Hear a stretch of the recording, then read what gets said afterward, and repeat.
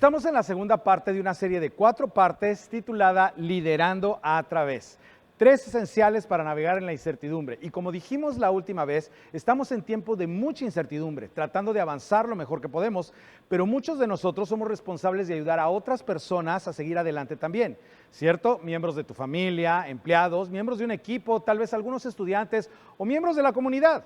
Así que si eres un padre, un gerente, un dueño de un negocio, un entrenador, un maestro, la gente te está buscando por dirección, busca en ti inspiración. Y lo que es más importante, buscan en ti esperanza. Y esto es lo que sabemos como líderes. Dirigir en circunstancias normales es bastante difícil, pero guiar a la gente a través de circunstancias adversas no es para los débiles de corazón. Y no lo voy a decir si tú no lo dices, pero las personas que nos buscan no tienen idea de lo poco preparados que realmente estamos, porque ni tenemos todas las respuestas, no siempre sabemos qué hacer y hay un sentido que pasa en todos nosotros que nos lo vamos inventando sobre la marcha. Al menos yo lo hago. Así que no tiene sentido engañarnos a nosotros mismos y no tiene sentido engañar a la gente que espera de nosotros liderazgo, que la incertidumbre hace que el liderazgo sea incierto. Pero la incertidumbre es una parte permanente de la vida. De hecho, es una parte permanente de la ecuación de liderazgo. La incertidumbre es la razón por la que el mundo necesita líderes. La incertidumbre es la razón por la que tu familia, tu empresa o tu ciudad te necesitan.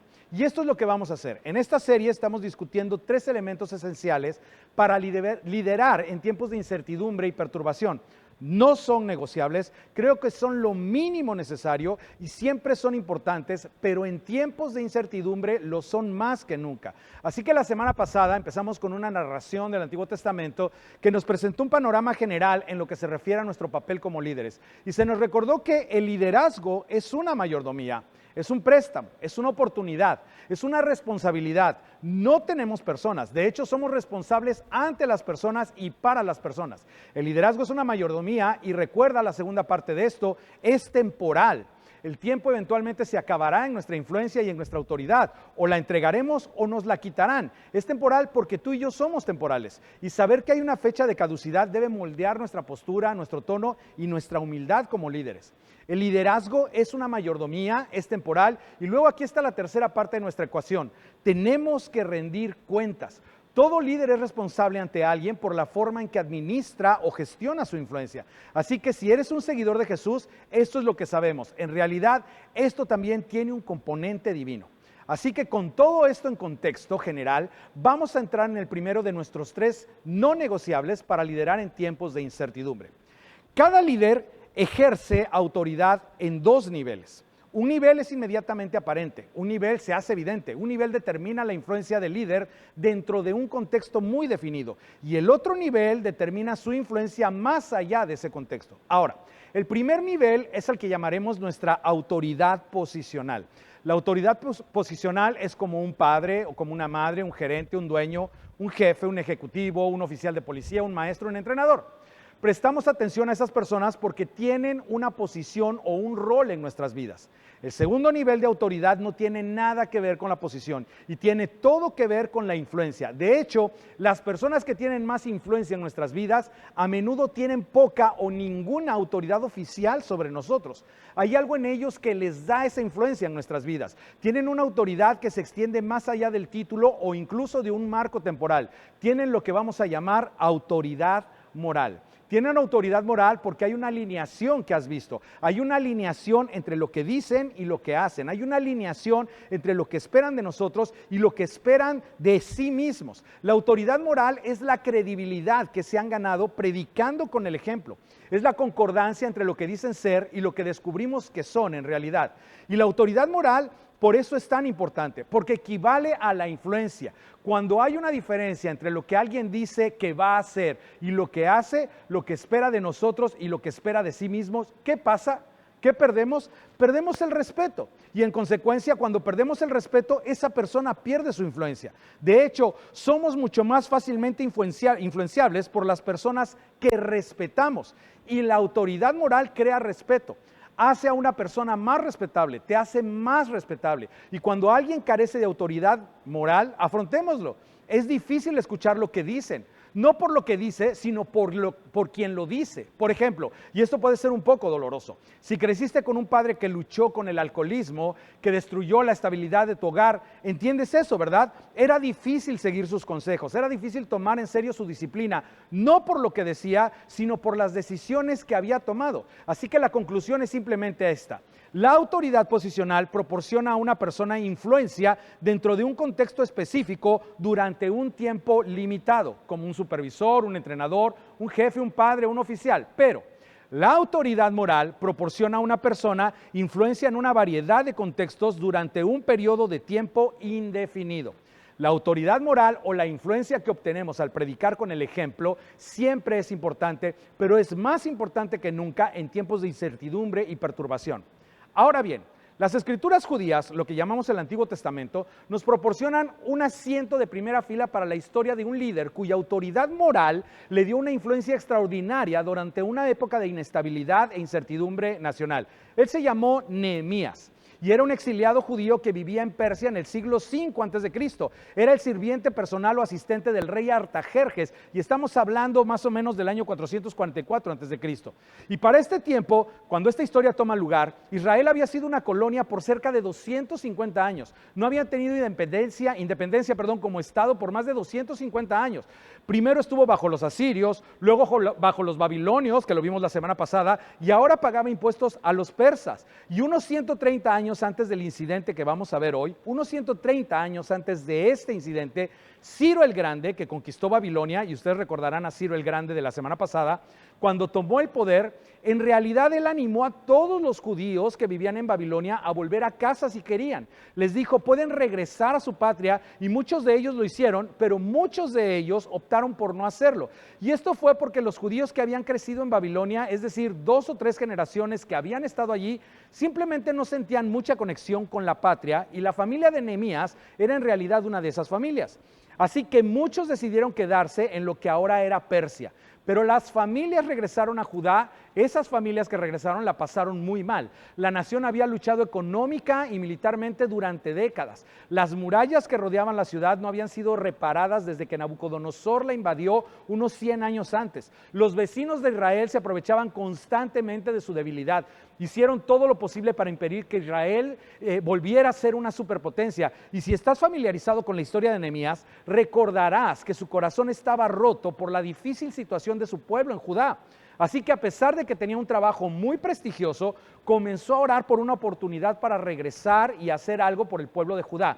Y finalmente se presentó una oportunidad. En realidad le presentó su oportunidad a su jefe, el rey Artajerjes I, y le pidió al rey permiso para viajar a Judá para restaurar la economía, específicamente en la ciudad de Jerusalén. Y el rey no solamente accedió a su petición, el rey en realidad lo financió, incluso le dio a Nehemías un título oficial, volvería a Judá como gobernador de Judá. Ahora, si creciste en la iglesia, sabes que Nehemías es mejor conocido por la rapidez con la que fue capaz de convocar al pueblo de Jerusalén para construir el muro alrededor de la ciudad. Y ciertamente ganó una medida de autoridad moral en el proceso, porque si recuerdas, él mismo trabajó en el muro. No esperaba que otros hicieran lo que él no estaba dispuesto a hacer. Por eso, y más bien por este aspecto de la historia, es que quiero que nos centremos en esta situación. Los muros destruidos alrededor de la ciudad de Jerusalén eran solo uno de los muchos problemas a los que se enfrentaban los ciudadanos de la ciudad. Después de que Nehemías estuvo allí durante varios años, descubrió algo aún más terrible, aún más peligroso, que unos cuantos huecos en la muralla. Descubrió la raíz de los problemas económicos de la ciudad. Y esto es lo que descubrió. Antes de que él llegara allí, ricos terratenientes y comerciantes de las regiones que rodeaban Judá habían prestado dinero a los judíos a tasas de interés exorbitantes, y esto acabó con la economía. Así que cuando Nehemías aparece, en realidad utilizó su propio dinero para comprar y cancelar y pagar casi todos esos préstamos. Así que de repente la gente de la ciudad tiene dinero para gastar y la economía empieza a moverse. Estos ciudadanos empobrecidos por fin tenían dinero en efectivo en la mano. Pero con el paso del tiempo, Nehemías empezó a oír rumores inquietantes, de hecho rumores repugnantes. Y después de investigar un poco, esto es lo que descubrió. judíos ricos, muchos de ellos vivían en la ciudad, comenzaron a hacer lo mismo que los extranjeros habían hecho.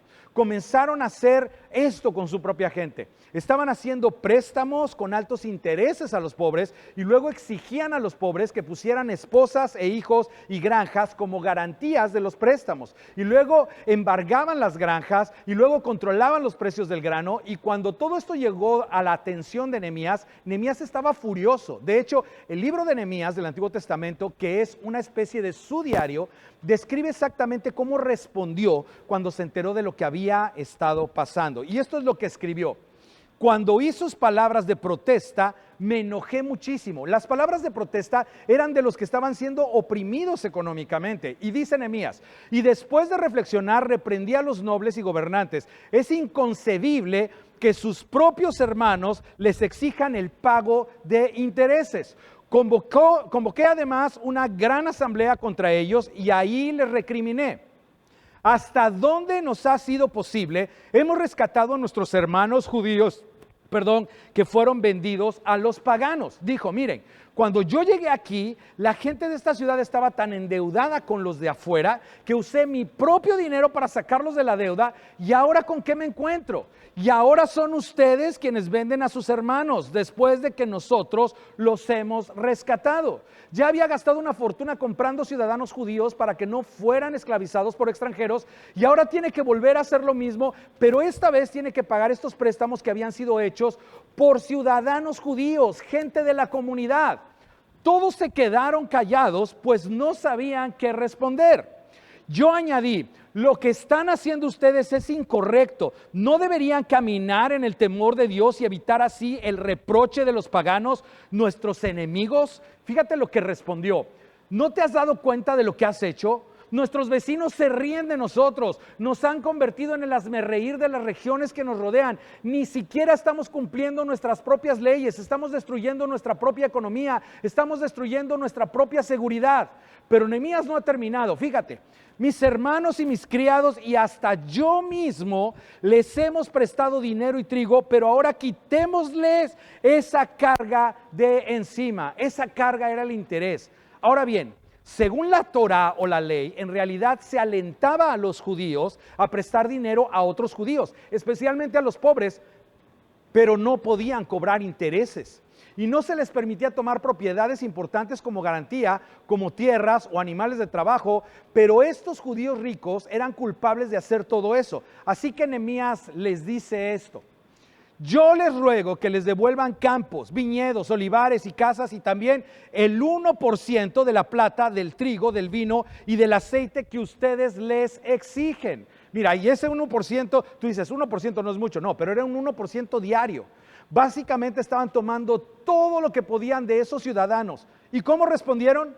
Bueno, esto es lo que dijeron. Está bien, respondieron ellos, haremos todo lo que nos has pedido, se lo devolveremos todo sin exigirles nada. Pero Nehemías no es tonto y no confía en ellos, así que esto es lo que sucedió después. Entonces llamé a los sacerdotes y ante estos les hice jurar que cumplirían su promesa. Luego me sacudí el manto, hizo como un gesto así de sacudirse el manto. Así sacuda Dios y arroje de su casa y de sus propiedades a todo el que no cumpla esta promesa. Así lo sacuda Dios y lo deje sin nada. Toda la asamblea respondió amén. Entonces alabaron al Señor y el pueblo cumplió lo prometido. Sin más, devolvieron todo lo que habían tomado, cancelaron todos estos préstamos. Ahora, si su respuesta parece un poco irreal, un poco idealista, como, ay, ¿a poco pasó así? Sí, eso es lo que yo esperaría, porque es una historia bíblica y todo tiene que ser bueno en una historia bíblica.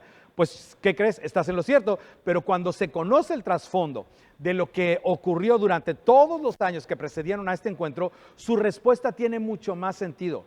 La razón por la que las palabras de Nehemías tenían tanto peso fue la forma en que se había comportado durante los 12 años que había estado de vuelta en la ciudad de Jerusalén. Su reputación lo precedía y su reputación contrastaba fuertemente con la de todos los gobernantes anteriores. Y esta es la razón por la que sus palabras tenían tanto peso. Fíjate lo que dice. Desde el año 20 del reinado de Artajerjes, cuando fui designado gobernador de la tierra de Judá, hasta el año 32, es decir, durante 12 años, ni mis hermanos ni yo utilizamos el impuesto que me correspondía como gobernador. Ahora, esto es muy importante. Como el gobernador de Judá, Nehemías tenía el derecho legal a cobrar impuestos por ingresos personales. Además, se le garantizó una asignación gratuita de alimentos de los agricultores de las regiones. Y en sus 12 años como gobernador, escucha esto, ni una sola vez ejerció esos derechos. Pagó de su propio bolsillo, y esto de nuevo estaba en contraste con los gobernadores que le habían precedido. De hecho, esto es lo que Nehemías dice. En cambio, los gobernadores que me precedieron habían impuesto cargas sobre el pueblo y cada día les habían exigido comida y vino por un valor de 40 siclos de plata, que era una verdadera fortuna. Y no solamente ellos, también sus criados oprimían al pueblo. Pues por supuesto, habían tomado ejemplo ¿de quién? Pues de los gobernadores anteriores. Pero me encanta la siguiente afirmación. En cambio yo, por temor a Dios, no hice eso. Al contrario, tanto yo como mis criados trabajamos en la reconstrucción de la muralla y no compramos ningún terreno. Es decir, no le pedí a nadie que hiciera lo que no estaba dispuesto a hacer yo mismo. Ahora, ¿por qué dice que no compraron ningún terreno? La propiedad en aquellos días era un signo de poder y Nehemías está diciendo, no me enriquecí a expensas del pueblo. Hizo exactamente lo que vino a hacer, construir el muro y restaurar la economía. De eso se trataba. Sigue. Pero nunca utilicé el impuesto que me correspondía como gobernador porque ya el pueblo tenía una carga muy pesada. Así que 12 años de predicar con el ejemplo dieron paso a sus palabras. 12 años esperando que de sí mismo lo que esperaba de los demás le dieron una influencia que de otro modo no habría tenido. La vida que había vivido, las decisiones que había tomado, su genuina preocupación por el pueblo, su estilo de vida, su falta de derechos, todo ello avergonzó a los nobles hasta la sumisión. Ese es un buen liderazgo y ese es el tipo de líder que nos gustaría seguir y ese es el tipo de líder en el que todos deberíamos convertirnos. Y realmente se remonta a esta idea, autoridad moral. Es algo complicado. Es una cosa delicada porque lleva años adquirirla, pero solo hace falta un momento de descuido para perderla totalmente. Siempre estamos a una decisión, a una palabra, a una reacción de destruir lo que nos da influencia más allá de nuestra posición. La autoridad moral siempre es importante, pero es esencial en tiempos de perturbación e incertidumbre, porque la gente que nos busca quiere saber que puede confiar en nosotros, y tú lo sabes, la confianza se gana y la confianza es influencia. Ahora, para enfocar esto de forma clara y quizás un poco incómoda, quiero que pienses en esto. No respetas a tus padres por lo que te exigieron que hicieras. Tu respeto o tu falta de respeto está determinado por lo que ellos se exigieron a sí mismos, por la vida que vivieron. Y lo mismo es cierto para ti y para mí. Nuestras vidas siempre hablan más alto que nuestras palabras. Y nuestras vidas añaden peso a nuestras palabras. Así que con todo eso en mente, quiero darte 3 indicadores para que no pierdas de vista. 3 indicadores que te ayudarán a proteger tu influencia, que te ayudarán a proteger y guardar tu autoridad moral. Así que hay 3 áreas que pueden indicar que estás a punto de perder lo que es virtualmente imposible de recuperar una vez que se ha perdido. Número 1, presta mucha atención a tu respuesta a la autoridad, tanto interna como externa. ¿Cómo respondes a la autoridad? Mucha gente ha perdido su autoridad moral y ha perdido toda su reputación por cómo respondieron inapropiadamente a la autoridad. Y mira, lo digo por esto. Si te consideras a ti mismo demasiado importante para estar por debajo, entonces probablemente eres demasiado inmaduro para estar por encima. Así que presta atención a cómo respondes a la autoridad. La segunda cosa que debes vigilar es esta, tu sentido de derecho. Escucha las excusas que pones para justificar un comportamiento que no aprobarías en otra persona. Imagina a alguien que respetas haciendo o diciendo lo que estás contemplando hacer o decir. Eso me ha parado en seco más veces de las que puedo recordar y sinceramente más veces de las que quiero admitir. Hace muchos años, probablemente hace más de 20 años, un buen amigo que se llama Jesús Rivero, algunos de ustedes lo conocen, me dio un consejo extraordinario. Él me dijo, Robertito, porque me decía Robertito, Nunca hagas nada que no quieras que la gente descubra o que no quieras tener que pararte y explicar ante tu congregación. Eso fue lo que me dijo. Y te lo digo, ese consejo ha hecho que Sari y yo no nos alejáramos, más bien nos alejáramos de muchas oportunidades e inversiones, ninguna de las cuales era ilegal. Pero aquí está la cosa, no quiero hacer nada o no queremos hacer nada que destruya nuestra influencia con nuestros hijos, nuestra influencia con ustedes, nuestra influencia con nuestro público más amplio, todo lo cual es una mayordomía. Y aquí está la cosa sobre el derecho. Y tú sabes esto, el derecho es una pendiente resbaladiza. Tal vez, piénsalo, tal vez te lo mereces, sea lo que sea.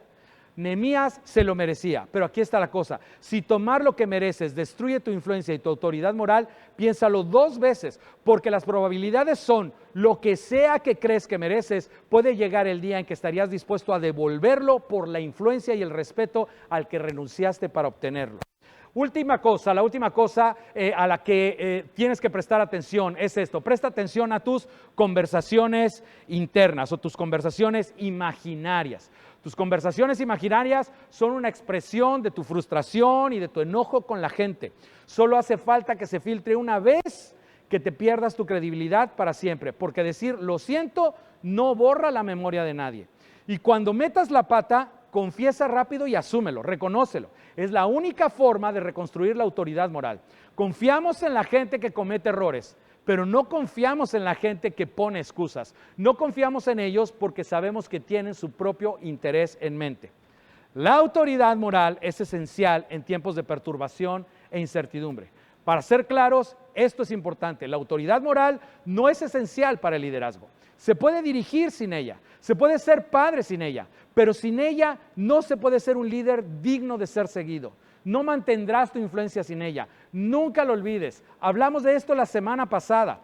La gente se define por su último capítulo, no necesariamente por su mejor capítulo, porque la gente es generalmente celebrada y recordada por su autoridad moral, no por su autoridad posicional. Y lo mismo será verdad para ti. Ahora, para ayudarte a recordar esto, aquí hay una oración que te invito a hacer cada día, un modelo de oración. Acabo de inventarla, son mis palabras, pero tal vez sea algo que quieras llevar a la práctica. Y es orar esto: Padre Celestial, dame la sabiduría para saber lo que es correcto y el valor para hacer lo que es correcto, incluso cuando me cueste. Tus logros y tus realizaciones pueden hacer que tu nombre sea conocido, pero tu carácter y tu autoridad moral determinarán lo que la gente asocie con tu nombre. Así que cuídalo a toda costa. Y lo retomaremos ahí mismo la próxima semana en la tercera parte de Liderando a Través. 3 esenciales para navegar en la incertidumbre.